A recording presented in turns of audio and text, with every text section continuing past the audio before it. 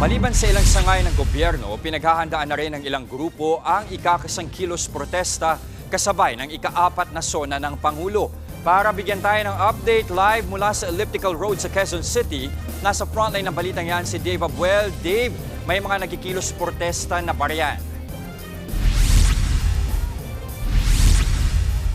Maagang nagpatikim ng protesta ang isang grupo sa Commonwealth Avenue sa bahagi ng Philcoa ngayong araw ng State of the Nation Address ni Pangulong Bongbong Marcos. Dahil dyan, maaga ring nagdulot ng pagbagal sa trapiko ang naging protesta.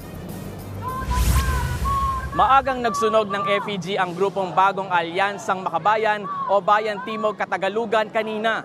2 FEG ang kanilang sinunog na tinawag nilang Zombie BM at Sarananggal. Sinisimbolo raw ng mga ito ang anilay hindi pag-iisip at pagdinig ni Pangulong Marcos sa kalagayan at hinaing ng mga mamamayan. Pagiging tuta umano nito sa Amerika. Habang ang FEG naman ni VP Sara ay simbolo raw ng isyu ng umano'y pagnanakaw sa pondo ng bayan, gayon din sa isyu ng impeachment laban sa kanya. Dahil sa naging protesta kanina, bumagal ang daloy ng trapiko sa Commonwealth Avenue, partikular sa bahagi ng Philcoa papunta ng Elliptical Road. Nasa higit kumulang 300 miyembro ng grupong bayan ang nagtipon-tipon.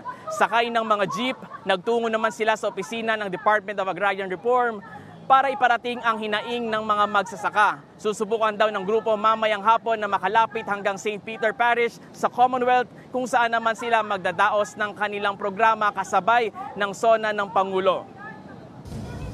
Jess, tinanong natin sila kanina kung may susunugin ba ulit na FEG mamayang hapon at ang sagot ng grupo ay abangan na lamang daw yan mamaya.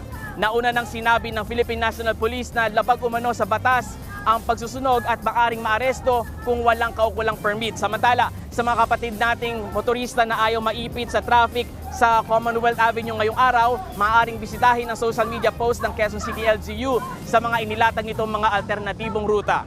Jess.